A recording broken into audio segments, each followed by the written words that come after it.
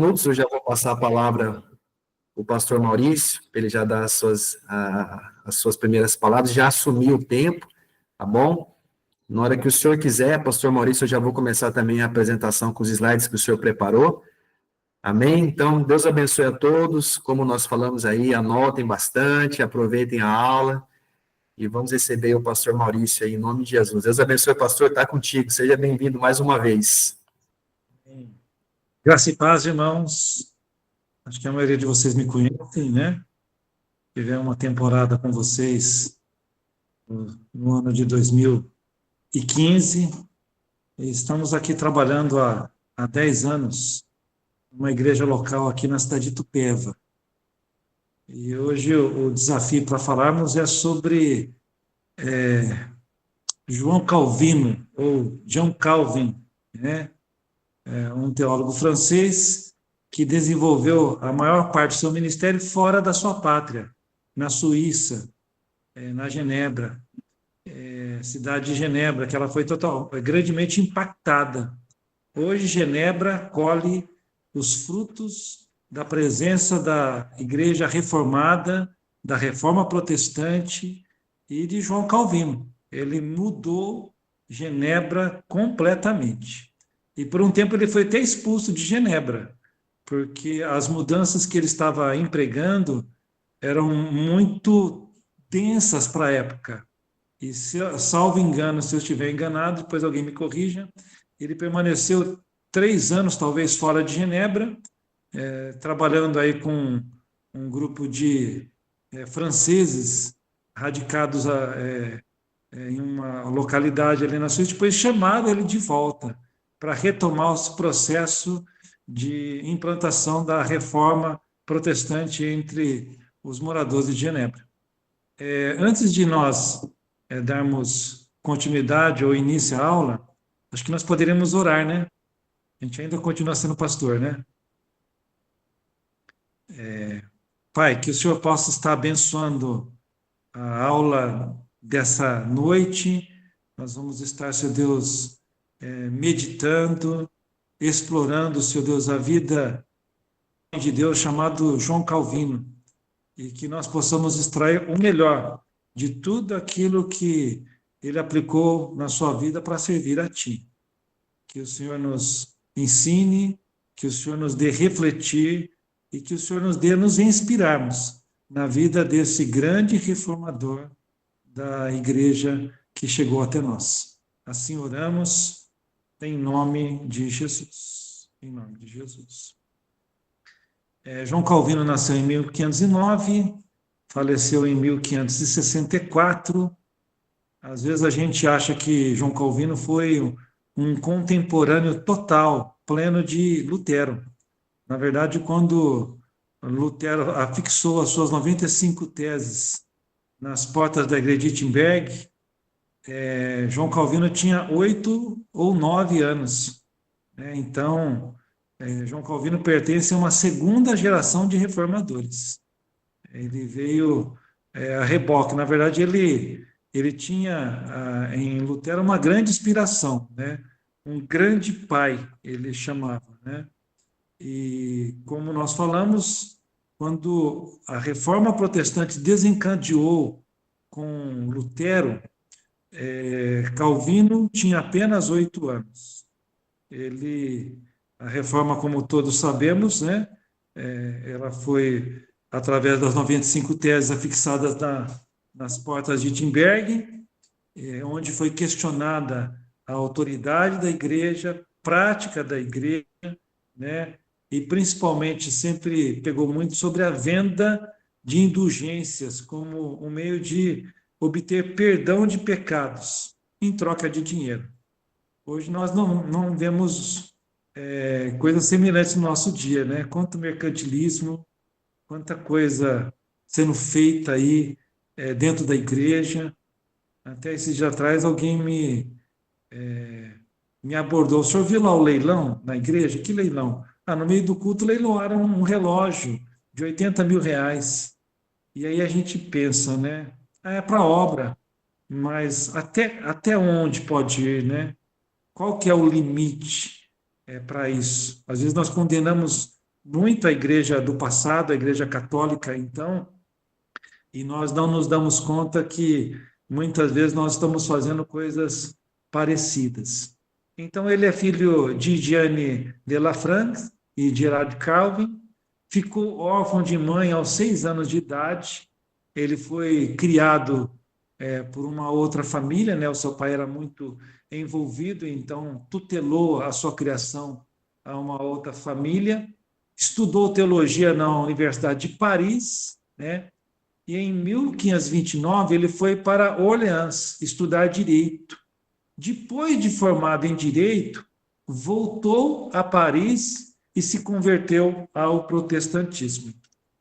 Calvino nasceu em Noyon, na região da Picárdia, norte da França, no dia 10 de junho de 1509, como falamos, e o seu pai era secretário episcopal, o que proporcionou para ele uma oportunidade de estudar nas melhores escolas da época, onde só a aristocracia podia ter acesso. Lembremos que a educação na época era restrita somente à aristocracia, à monarquia, aos feudos. A pessoa comum, como eu e você, não tínhamos acesso. Na verdade, era vetado. Estudar para quê? Para questionar, para criar problemas. Então, o estudo era um luxo. E ele, por meio do seu pai, ele teve acesso, né, a uma boa educação. Estudou na escola de Noyon, onde até os sobrinhos do bispo da cidade estudavam. Então, desde cedo, João Calvino, ele não sabia, mas ele vinha sendo preparado para essa grande missão de ser um dos pais da reforma ou continuadores da reforma. Ainda adolescente, como falamos, ele foi enviado para a França. Acho que, se salvo engano, ele tinha por volta de 14 anos. Já pensou? Um garoto de 14 anos estudar na capital do país, longe da família, longe de todos. E ele foi estudar teologia. E ali ele tomou conhecimento e contato com Martinho Lutero. Ele começou a estudar, ele não tinha se convertido, mas ele começou a ter acesso. E mais à frente, o reitor da Universidade de Paris, que aderiu ao protestantismo, foi fundamental para essa caminhada dele. Em 1529, em obediência às ordens do seu pai, Calvino foi para Orleans estudar direito. Depois de formado, voltou a Paris. Parece que nesse interim seu pai veio a falecer. Ele abandona a Igreja Católica Romana e converte-se ao protestantismo, iniciando uma fase de intensa colaboração com o reitor da Universidade de Paris, Nicolas Cop. Grave esse nome aí, foi fundamental. Cada um de nós pode ser um mentor como pastor e pode ter um mentor na sua vida que te inspire, que te ajude, que lhe dê os seus primeiros passos. Não foi assim Moisés com Josué, né? Moisés foi o mentor de Josué. Sempre estava Josué do lado de fora da tenda, acompanhando. E mal sabia ele que ele viria a liderar a entrada da terra prometida, né? Moisés não ia, era ele que iria. E aqui no caso de João Calvino, ele estava sendo preparado, né, para ser um dos grandes reformadores protestantes. Charles Spurgeon diz que, nas suas palavras, Calvino é o maior de todos os reformadores. Talvez por conta da sistematização, da forma de ensino, e fazendo um comparativo, Martim Lutero era aquele espalhafatoso, né, que fazia piadas, que ria, que zombava dos erros doutrinários. Já Calvino nos parece aquele cara sisudo, sério, né, compenetrado, um tanto que tímido, fechado. Enfim, Deus usa os diferentes temperamentos para completar a sua obra. Lá em Paris, ele foi perseguido, e aí já começou as suas agruras ministeriais.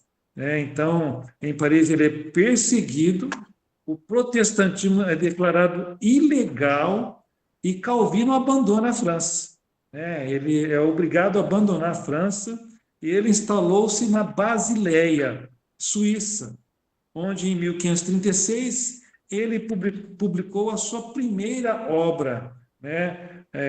A obra mais importante, a instituição da religião cristã, as Institutas, que reunia suas doutrinas protestantes.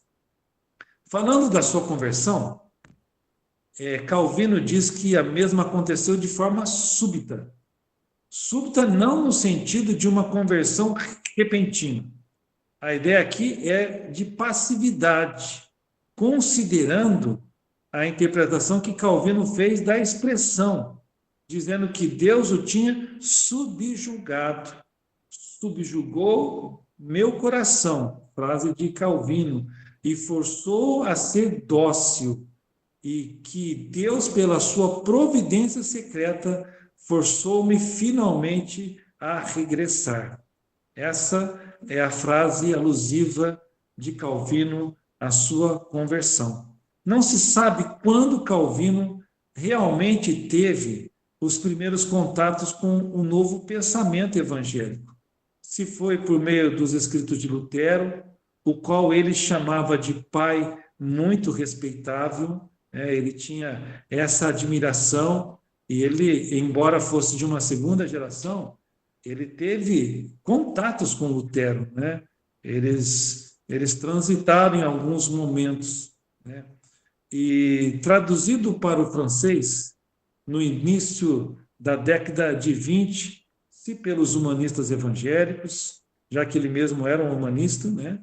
Ele era alguém ligado ao bem-estar do ser humano, às causas sociais, enfim, chegou às suas mãos, lá por volta da década de 20, todo o conteúdo que ele precisava para assim acontecer a sua conversão, o seu encontro com a reforma protestante. Fato notório é que Calvino não recebeu o evangelho, como ele diz, com docilidade, e sim com contumácia, teimosia, extrema obstinação.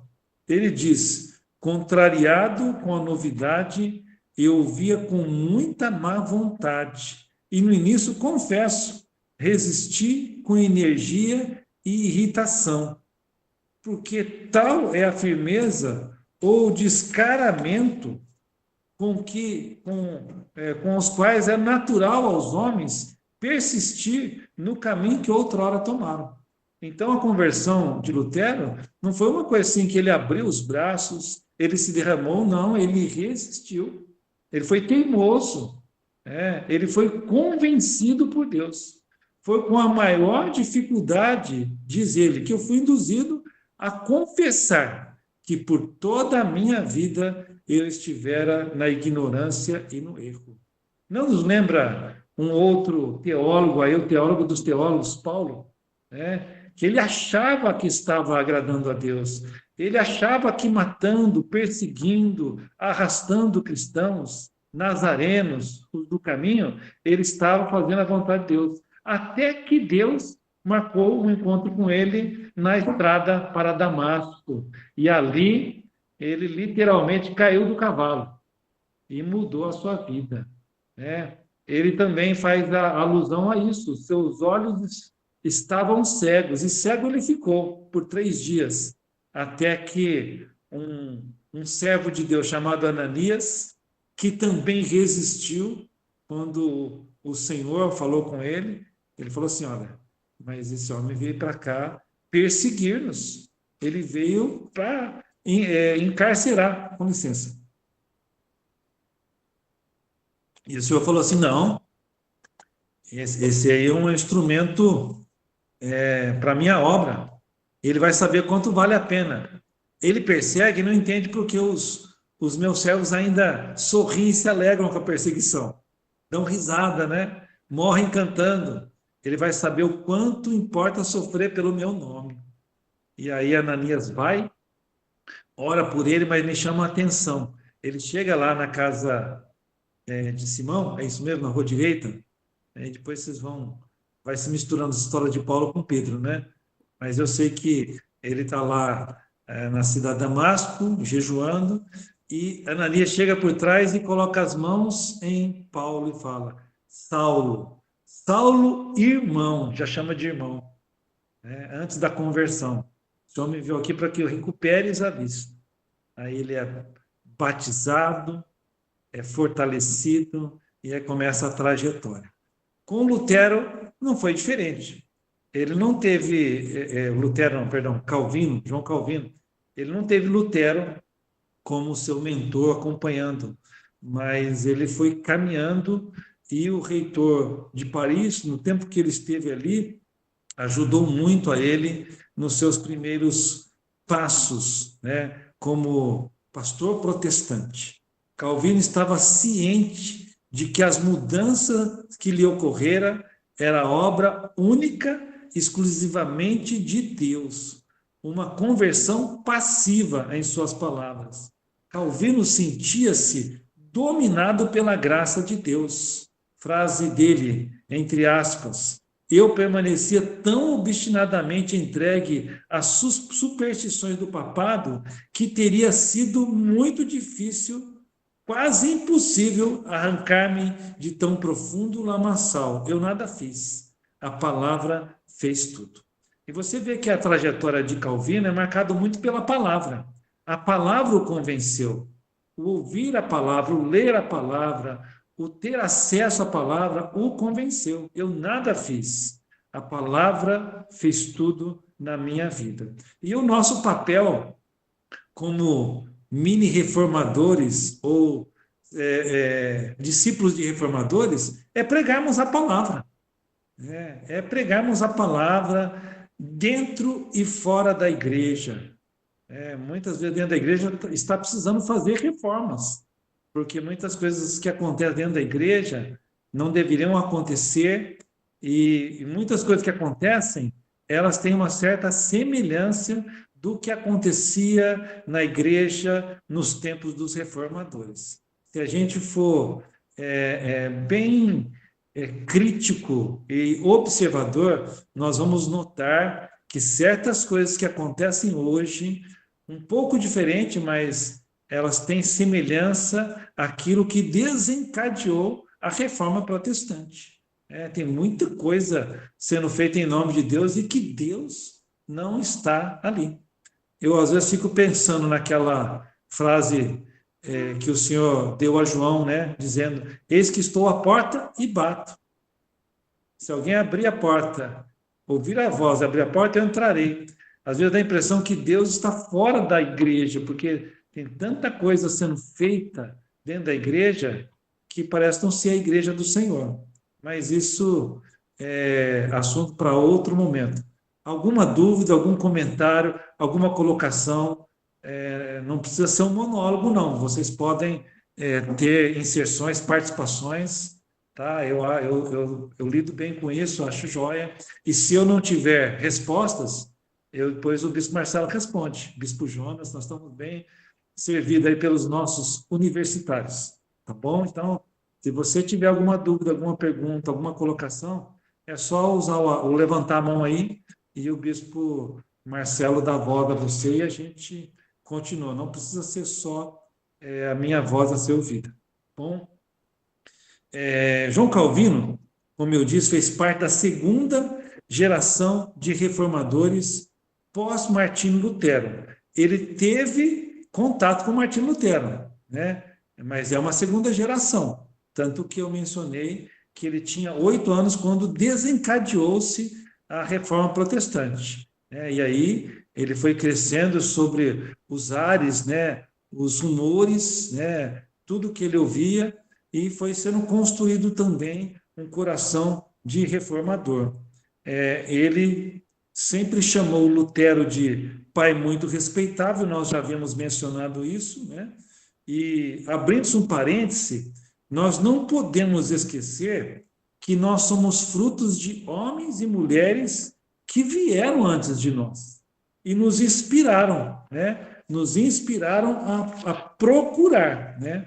A procurar a Deus com os heróis da fé. Você vê lá em Hebreus, os heróis da fé, aquela gama de homens e mulheres que honraram a fé, que viveram pela fé, que são modelos de fé.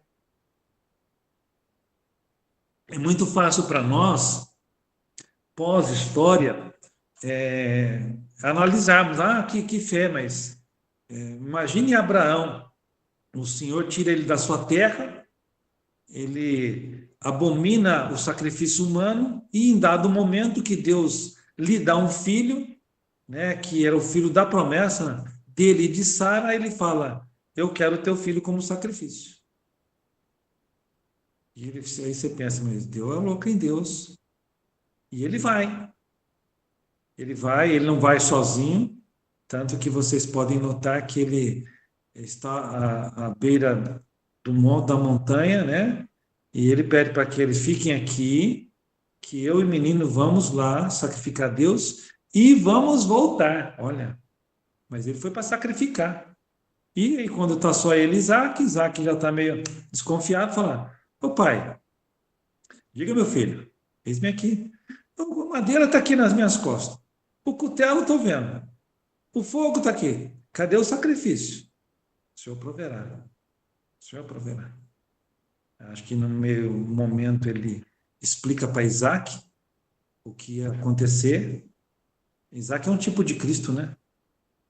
A gente dá muito valor para Abraão, Jacó, mas Isaac é um tipo de Cristo.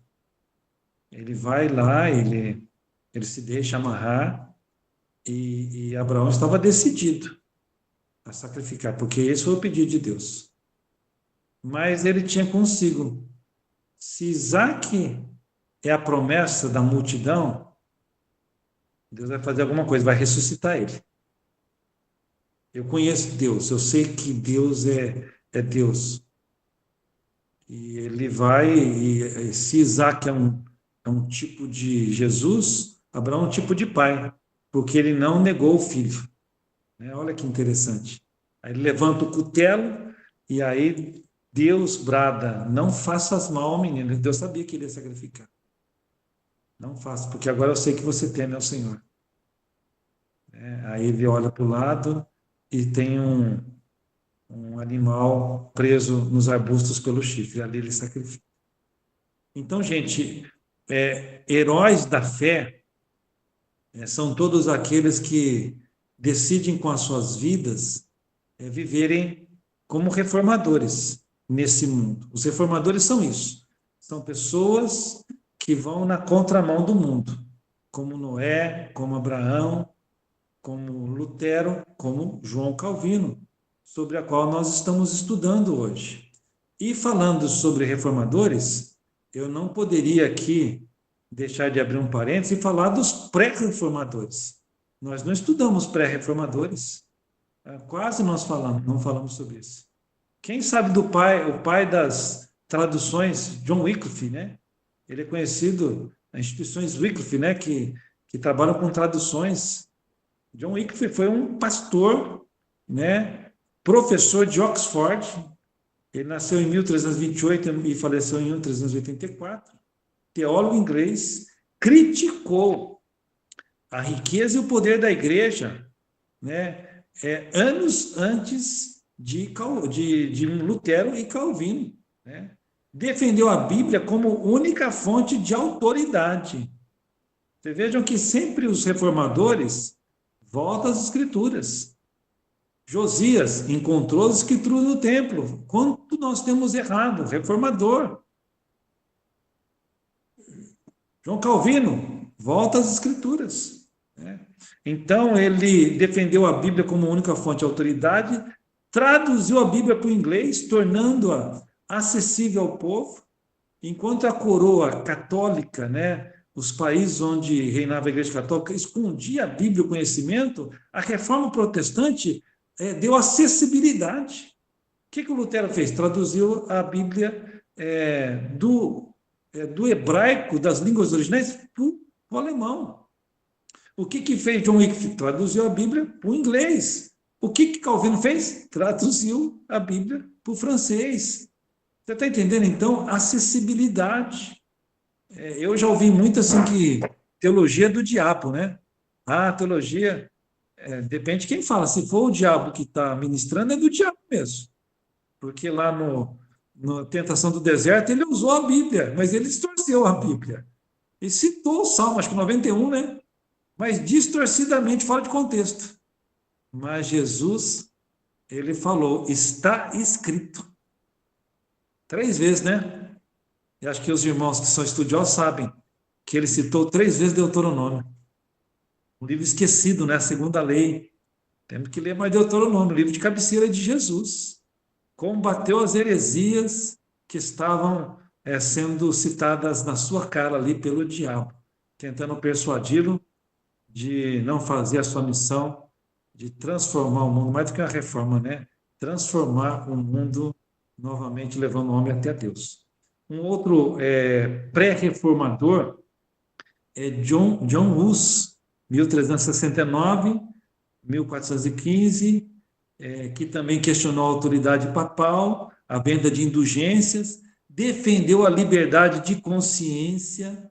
Nós temos direito de falar, de arrazoar, de comunicar, de pensar. Nós podemos até pensar diferente, mas nós temos, né, que ser convencidos do certo ou do errado.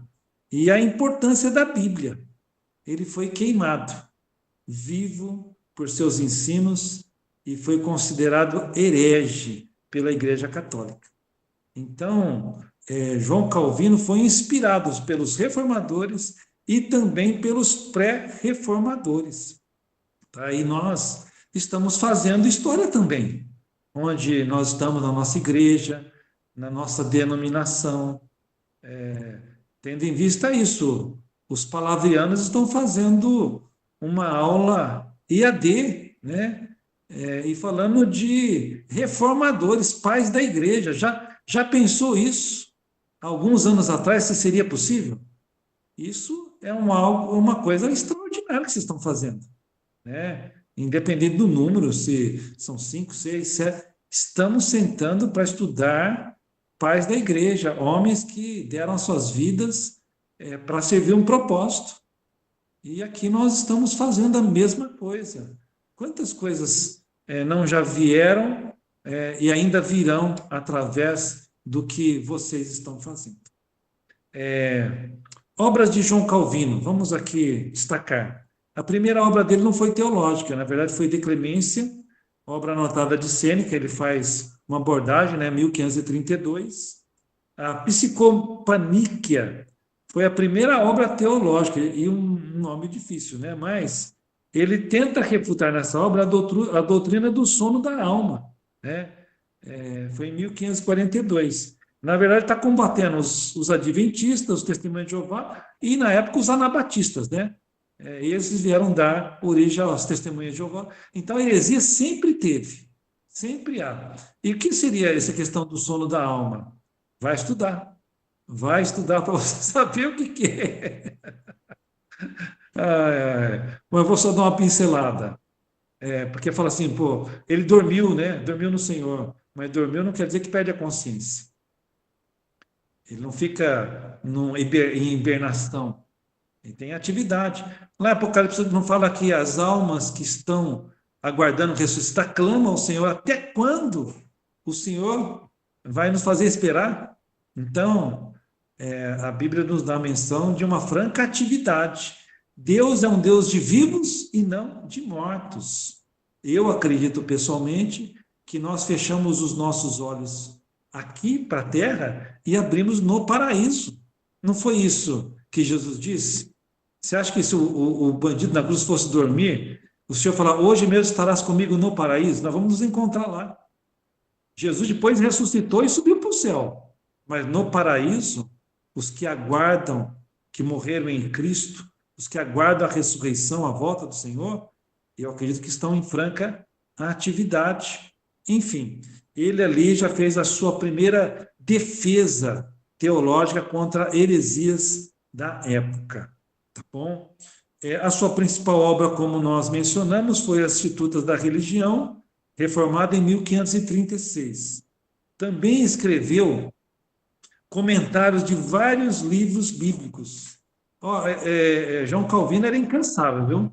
Eu vou listar aqui para você ver o ritmo de atividade. Eu fiquei me imaginando.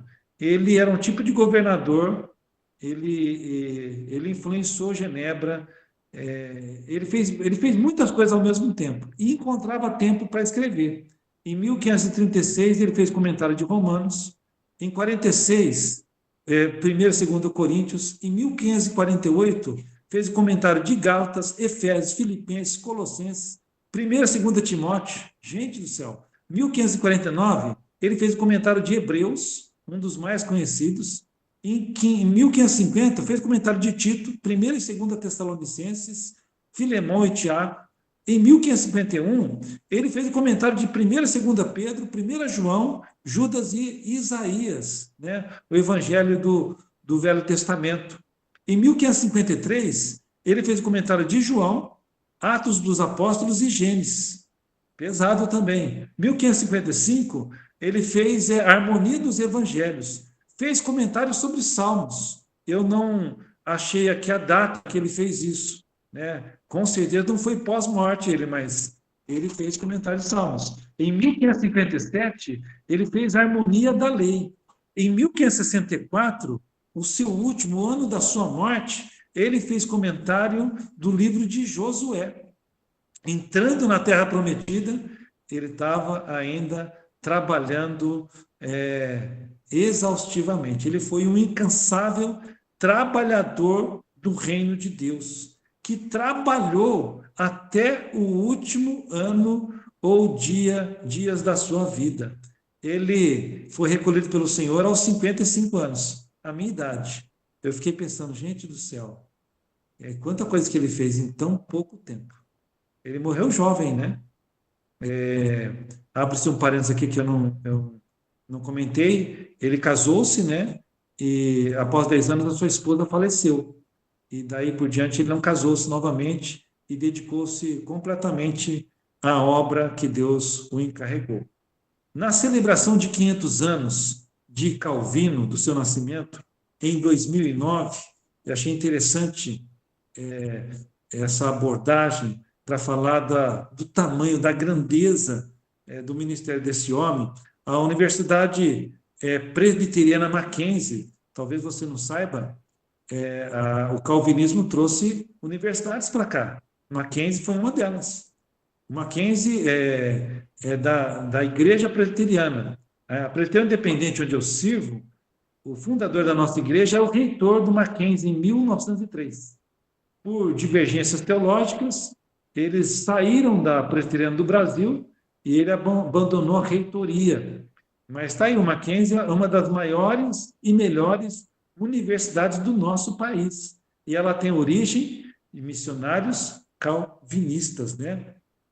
A Universidade Mackenzie salientou que, além de ser um dos principais líderes da reforma protestante do século XVI, Calvino é considerado o maior expoente em termos de teologia da educação. Eles consideram, juntamente com Charles Spurgeon, também acha isso, e outros grandes ícones aí da igreja no passado, consideram ele o maior expoente em termos de teologia da educação. O meu povo perece por falta de conhecimento. Conhecereis a verdade, e a verdade vos libertará. Então, gente, o conhecimento é algo extraordinário na nossa vida em todos os sentidos. E Calvino experimentou isso. Talvez pela sua história, né, historicidade e também o seu encontro com Deus, isso norteou. Ele falou assim, o conhecimento liberta. E liberta mesmo, né? Liberta de uma forma extraordinária. Josias, foi isso que ele fez quando descobriu a palavra, né? Por isso que vale a pena ir na igreja, né? Foram lá mandar limpar, reformar e descobriram dentro de um vaso lá as escrituras. Ele falou, lê. Quando leu, falou, meu Deus, nós estamos fazendo um monte de pecado. É por isso que nós estamos vivendo isso. E aí ele implementou uma reforma no culto nos seus dias e fez uma celebração de Páscoa como nunca se fez, até melhor do que nos dias de Salomão, porque descobriu a palavra. Então, o que nós estamos fazendo hoje, em certa parte, é descobrindo a palavra, estudando homens que foram norteados pela palavra e impactaram a sua época. Vale lembrar que a reforma protestante, ela mudou radicalmente os países e sociedades europeias, trazendo, através da educação e conhecimento, uma mudança extraordinária. Se você dá uma olhada lá na Europa, os países que aderiram à reforma protestante, eles foram transformados em todos os sentidos. A educação passou a ser universal, a sociedade passou a ser próspera, né, a prosperidade do trabalho, diferente dos países que abraçaram ou continuaram abraçando o catolicismo. Né? Então, isso é uma coisa para você dar uma olhada, checada. Tanto que o protestantismo, nas escolas, em muitos lugares, é ligado à prosperidade, né? Mas não a teologia da prosperidade, como nós vemos aí apregoada, mas a prosperidade. Em Deus nós prosperamos.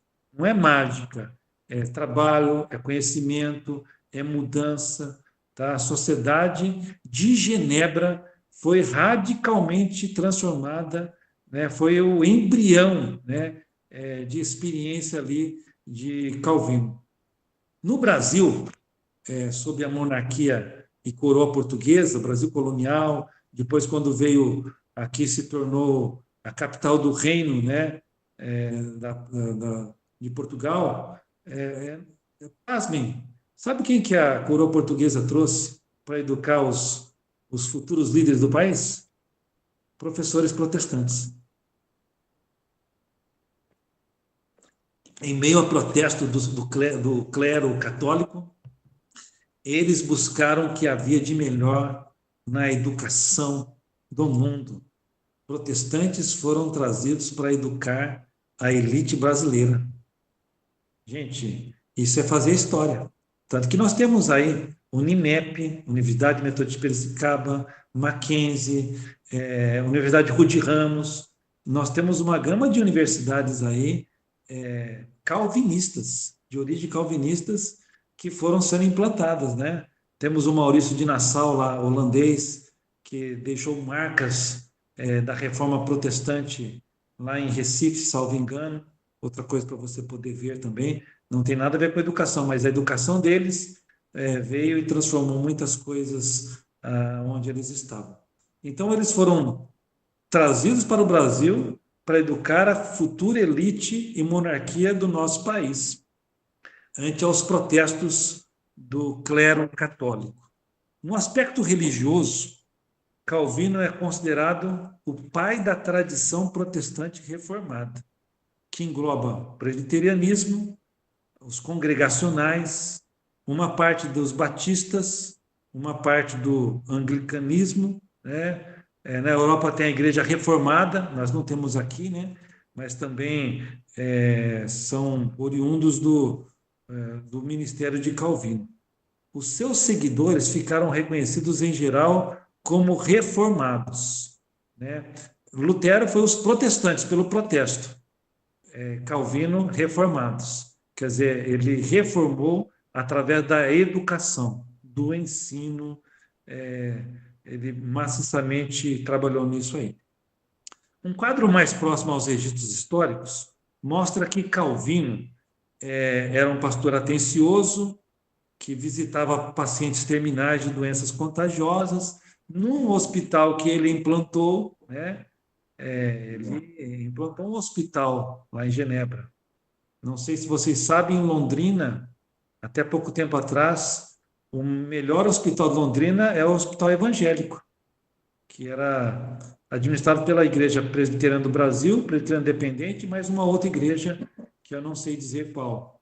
E eu falo isso porque nós temos pastores lá, e que eles falam, né? Assim como as igrejas católicas tiveram as santas casas, a igreja também evangélica foi chamada a atender várias outras áreas e necessidades, né? Enfim, um pastor presente, né? que visitava pessoas terminais de doenças contagiosas, que ele mesmo havia estabelecido. Enfim, além disso, tomou várias atitudes que mudaram a vida social da cidade. Foi ele quem instou o Conselho Municipal de Genebra, seria, na verdade, uma Câmara Municipal, a afiançar empréstimos a baixos juros para os pobres. Olha que interessante. Se a gente quer fazer com que o povo progrida, nós temos que dar condições. Então, ele aconselhou e instou: vamos emprestar aos pobres com juros mais baixos. Genebra foi o primeiro lugar da Europa a ter leis especiais que proibiam jogar detrito, jogar lixo na rua, fazer fogão ou usar fogão sem, contudo, o uso de chaminé, ter uma casa com sacadas, escadas com corrimão ou com grades de proteção.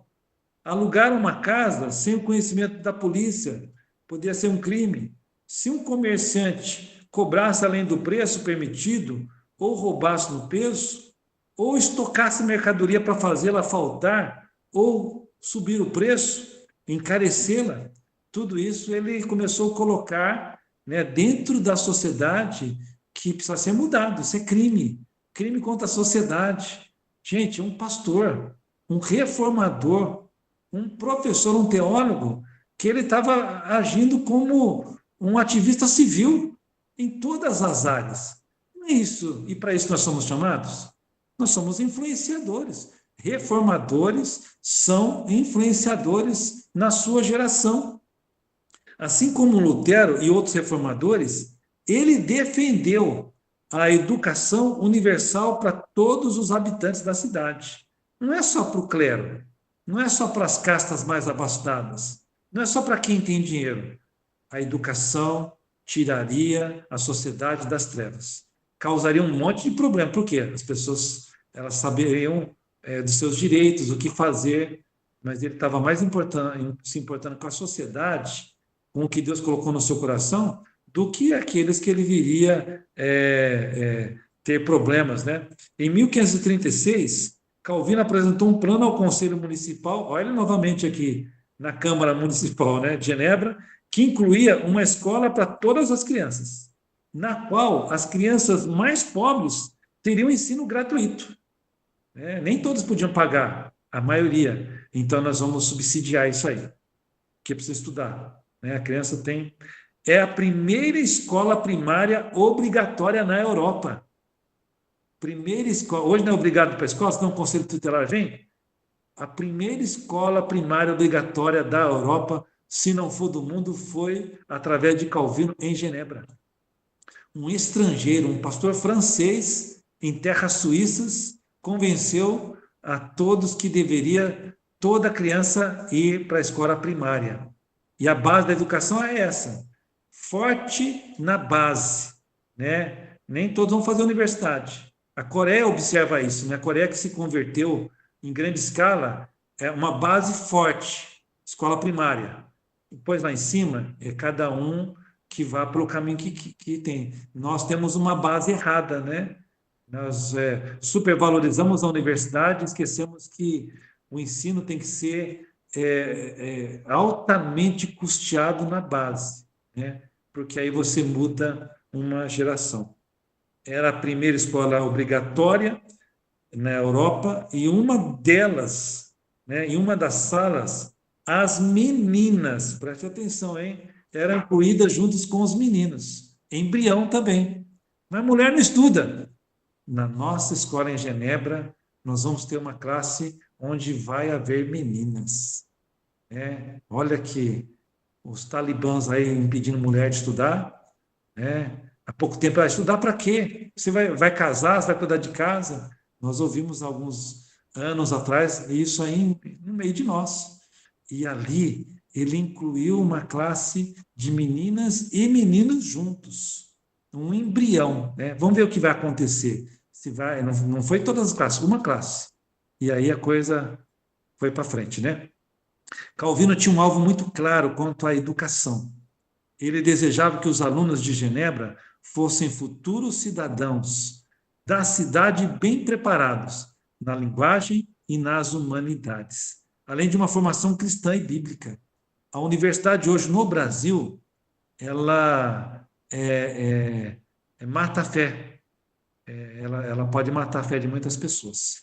Mas aqui, Calvino ele acreditava tanto na educação, no conhecimento, que ele tinha assim, nós podemos ser confessionais, tementes a Deus e ter conhecimento. Tá? Então, a universidade é para servir os propósitos de Deus e não para nos afastar de Deus. Então, o currículo que ele ajudou a elaborar tinha ênfase nas artes, nas ciências e, além, obviamente, ênfase nas escrituras. Tá? Então, ele acreditava que as coisas andavam juntas, né? Não precisavam ser separadas. A fé e a ciência, na verdade, uma ajuda a outra. A ciência prova que o que Deus criou é perfeito. Né? Vamos estudar ciência, né? Qual os estados da matéria? Sólido, líquido e gasoso, 3. Né? A música, harmonia, ritmo, melodia, né? Sei lá. Você vai ver muitas coisas, é 3. Peraí, será que Deus deixou o DNA dele? Por que tudo 3? Você vê, né? Prótons, nêutrons, e aí você vai ver, rapaz, quanto mais você estuda, mais você vai ver que tem Deus. Deus está matemático, preciso, conhecedor de tudo que nós criamos é imitado do que Deus criou. Então, Calvino tinha isso, né? Que a ciência não afasta de Deus, ela aproxima-nos de conhecermos a Deus. Em 1541, é encontrado alguns registros da sua preocupação diária em como dar Genebra uma universidade. Ele falou, não, tem que fazer uma universidade em Genebra, nós temos que... ele era ousado, só que na época não tinha dinheiro, os recursos eram muito, muito pequenos. Então, ele não conseguiu criar uma universidade, ele fez uma academia, a Academia de Genebra, né? Ninguém despreza os pequenos começos, né? Não dá para ser uma universidade, vamos fazer uma academia. E na Academia de Genebra, que foi o futuro embrião da universidade, os alunos eram tão bem preparados que diziam nos corredores da Europa que eles falavam como doutores de Sorbonne, né? Eles falavam como doutores de Sorbonne. Que coisa impressionante, podiam fazer, né, o melhor, mesmo não sendo uma universidade. A contribuição de João Calvino na formação acadêmica, em conjunto com a fé cristã, influenciou a Europa e o restante do mundo, fazendo com que a maioria dos acadêmicos, preste atenção a isso, vai lá e pesquisa depois, e cientistas, como, por exemplo, a composição primitiva da Royal Society de Londres fosse composta por reformadores. Em pouco tempo, a maioria dos acadêmicos cientistas eram reformadores. Isso tem o dedo de Calvino. Na mente de Calvino, não havia conflito entre fé e ciência na universidade. Ao contrário da visão educacional escolástica, Calvino considerava que o estudo da ciência física tinha como propósito descobrir a natureza e o seu funcionamento, pois Deus se revelava à humanidade por meio das coisas criadas, da natureza. Estudando o mundo, o ser humano acabaria por conhecer mais a Deus. Né? Conhecereis a verdade e a verdade vos libertará. A academia veio a se tornar modelo para outras escolas da Europa. Atualmente, a Universidade de Genebra, ela veio depois, né? Em 1559, com Calvino e com Teodoro de Beza, né? Que foi o reitor também. Depois, ele, após a morte de Calvino, ele sucedeu, era discípulo de Calvino, e em 1559 ela foi organizada, e atualmente ela é considerada a 32ª melhor universidade do mundo. Está entre as 50 melhores universidades do mundo. Obra de João Calvino, sonho de João Calvino. O começo foi tímido, porque não tinha recurso, mas não impediu ele de sonhar, de fazer algo espetacular. Quero só abrir um parênteses na educação, mas uma experiência que eu tenho um projeto na igreja que eu tinha que fazer alguma coisa na igreja, sempre no lugar que eu vou, eu faço um projeto. Eu fiz um projeto de tênis de mesa. Então, eu abro espaço da igreja para treinar tênis de mesa. E ali eu discipulo eles, sem perceber, princípios, oro, conversa. Até o líder de jovem da igreja hoje é um aluno do projeto. Ver criança é um jovem hoje, é o coordenador técnico do projeto, né? Campeão aí da Liga Metropolitana, deu uma entrevista em rádio, um negócio fascinante. E a gente faz dentro da igreja, desmontava a igreja e montava as mesas, 2, 3 vezes por semana. E a gente começou a ir para torneios de Liga Paulista. E esses meninos começaram a ganhar pódio, né? Vai daqui, vai dali. E aí os técnicos mordidos, porque vê que eu não sou técnico, né? Sabe que eu não sou técnico, ele já vê na cara, né? Grita muito, fala muito, mas não. E aí falou, onde vocês treinam? Porque lá, assim, no tênis de mesa, é Rotary Club, clube de campo, clube de regatas, é só gente da elite, que treina desde os 5, 6 anos, e os meninos em 2 anos começaram a ganhar campeonato em primeiro lugar. Ah, nós treinamos na igreja. Quem que é o treinador? É o pastor que treina a gente. Você está entendendo? Então, e hoje nós estamos para inaugurar, se Deus quiser, esse ano, um centro de treinamento, né, no piso superior da igreja. Então, eu talvez, não sei se vou ver tudo o que eu imagino, mas ninguém despreza os pequenos começos. E uma vez, primeira vez que o menino subiu em primeiro lugar ao pódio, né? São 8 lugares, né? De primeira a 8 que recebe medalha. Ele chama o técnico da equipe do ganhador para entregar a medalha para todos, né? E aí, num ginásio de esporte, 300, 400 atletas com técnicos, um monte de gente lá, liga. E aí, queremos chamar o pastor Maurício para entregar as medalhas. Ele sabe que eu não sou professor, mas aí, pastor, o que o pastor está fazendo aqui? Você está entendendo? Eles falaram, não podemos chamar ele de professor, ele não é professor. Queremos chamar o pastor Maurício para entregar as medalhas. Então, isso aí foi o máximo. Então, a gente não pode desprezar os sonhos, não. Calvino sonhou, e hoje nós temos uma das maiores universidades fruto do sonho dele, sem dizer as outras, que ele inspirou a serem criadas, né? Muitas das melhores universidades do mundo foram fundadas por reformadores calvinistas, como, por exemplo, Princeton, Harvard, a Universidade de Yale, né, dos Estados Unidos, foi fascinante. Uma das mais antigas, fundada em 1640 por pastores reformados, que saíram da Europa para lá. Tem uma coisa interessante, essa universidade é a que mais formou presidentes dos Estados Unidos. Mais formou. A maioria dos presidentes dos Estados Unidos saíram dessa universidade. E em seu alvará de funcionamento, concedido em 1701, se diz assim, que nessa escola os jovens sejam instruídos nas artes, nas ciências, e que através das bênçãos do Todo-Poderoso sejam capacitados para o serviço público, tanto na igreja quanto no Estado. Isso aqui é o lema de fundação da Universidade de Yale. E Deus levou aí os Estados Unidos a ser o que não é por acaso. A contribuição teológica e doutrinária, as 5 solas, somente, né? Somente a Escritura, somente a fé, somente a graça, somente Cristo, somente a Deus glória. São princípios fundamentais da reforma protestante. E você pode estar pensando, mas isso aqui não foi Calvino que elaborou. Não foi, mas a maioria pensa que foi Calvino, né? Na verdade, isso aqui foi elaborada ao longo da reforma, que originou-se com Martim Lutero, né? Foram desenvolvidas, aprofundadas, né, por vários reformadores, inclusive o João Calvino. Mas na tradição, as 95 teses é de Lutero e as 5 solas é de Calvino.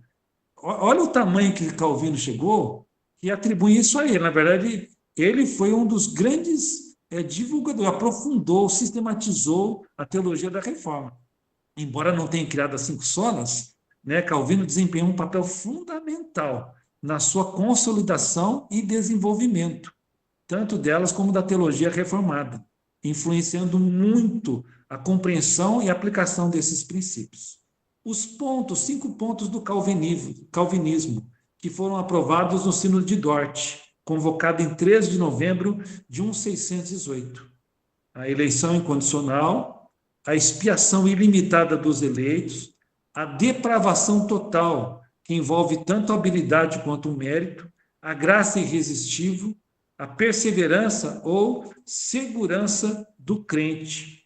Os 5 pontos do calvinismo, também conhecido como 5 pontos da doutrina da graça, são um resumo dos ensinamentos teológicos calvinistas sobre a salvação. E nós aqui já falamos que ele foi aprovado no Sínodo de Dort, em 1618. A depravação total afirma que a natureza humana é completamente corrompida pelo pecado, tornando os seres humanos incapazes de escolher a Deus e de serem salvos por si mesmos. A eleição condicional sustenta que Deus escolhe individualmente quem será salvo, não com base em qualquer mérito ou predestinação, mas apenas pela sua livre vontade e amor. Expiação limitada acredita que Cristo morreu especificamente por aqueles que Deus elegeu para serem salvos, e não por toda a humanidade. A graça irresistível afirma que a graça de Deus que leva à salvação é tão poderosa que não pode ser resistida, e Deus efetivamente regenera os eleitos. E, por fim, a perseverança dos santos ensinam que aqueles que são eleitos por Deus serão preservados em fé e perseverança até o fim, e que não garantidos a salvação eterna, e que são garantidos a salvação eterna. Enfim, algumas vezes questionamentos, né? Ao mesmo tempo que fala da soberania de Deus, a Bíblia também fala da escolha humana, né? Do livre-arbítrio. Eu tenho algumas dificuldades com alguns pontos calvinistas, mesmo sendo pertencente a uma igreja de origem calvinistas, porque a Bíblia também fala que Deus amou a todos, né? Que ele veio salvar a todos, né? Ele predestinou, não foste vós que escolheste a mim, mas pelo contrário, eu vos escolhi e vos designei para que vá deis fruto e vosso fruto permaneça, acho que João 15:16 ou 16:15, quem é melhor biblista aí vai saber achar referência. Embora Deus seja soberano, embora Deus escolha quem queira, nós vemos também que sempre há uma escolha nossa, né? Os 2 caminhos, né? O cair em si, voltar. Enfim, Deus olha para o coração, homem segundo o coração de Deus. Então, aí é uma outra reflexão. Eu sou um pouco contra essa questão, o radicalismo do livre-arbítrio ou para a predestinação no qual nós estamos estudando. Acho que a Bíblia é um todo, né? E nós não sabemos onde um acaba e o outro começa. Sabemos que nós encontramos argumentos para qualquer um, né? Os advogados do calvinismo, eles têm argumentos suficientes para isso. Os advogados do livre-arbítrio também têm, mas a Bíblia é um todo, né? Então, o equilíbrio, acho que é para isso que nós somos chamados. Por fim, algumas frases do calvinismo. A Escritura é como um par de óculos que dissipa as trevas e nos dá uma visão clara sobre Deus. O cão late quando o seu dono é atacado. Eu seria um covarde se visse a verdade divina ser atacada e ficasse em silêncio. Calvino era afiado. Ele não tinha papas na língua, não. Ele era ousado, né? Sério, sisudo, diferente de Lutero, mas ele tinha uma palavra forte. O homem nunca é suficientemente tocado e afetado pela percepção de seu estado decaído, até comparar a si mesmo com a majestade de Deus. É aquela visão de Pedro: retira-te de mim, Senhor, porque eu sou um pecador. Quando a gente se aproxima de Deus e encontra-se com Deus, a gente vê que miserável homem somos nós. Deus nos escolheu quando nada podia achar em nós. Deus nos escolheu por seu amor, não porque nós temos valor. Temos valor para Deus como filhos, seres criados à sua imagem. Mas se o Senhor fosse olhar para os nossos pecados, quem se salvaria? E por fim, a morte só é assustadora para aqueles que têm somente exclusivamente nesse mundo. Eu coloquei algumas outras frases aí, depois acho que você deve estar lendo, né? E concluindo, João Calvino é uma inspiração. Ele não é perfeito. Nós não estamos falando aqui das imperfeições de João Calvino. Se você for estudar, houve algumas coisas tristes que aconteceram com ele, que eu, eu acho que ele errou, talvez, né? Como também com Lutero, e como qualquer outro homem de Deus, como Davi, né? Enfim. Mas Calvino é um homem inspirador, um homem determinado.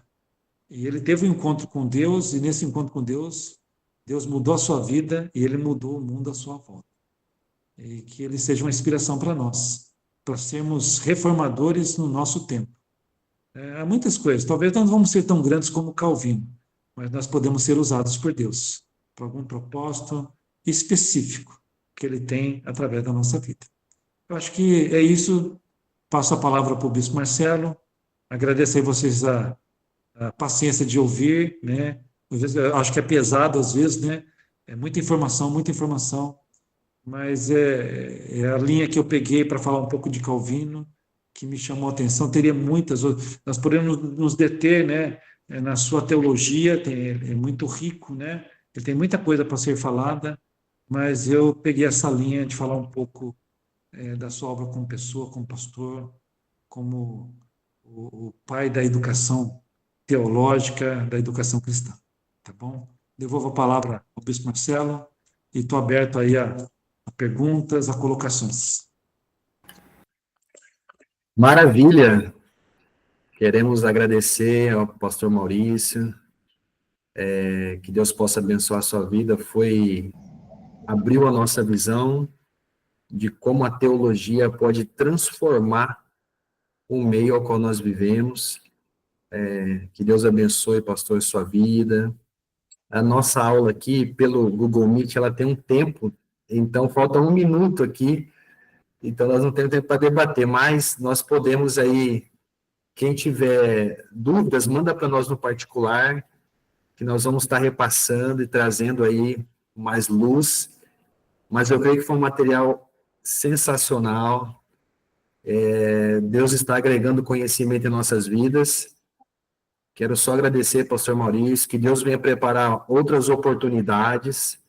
Essa Masterclass, ela pode vir novamente com muitos outros temas, e como o pastor ministrou, não podemos desprezar os pequenos começos.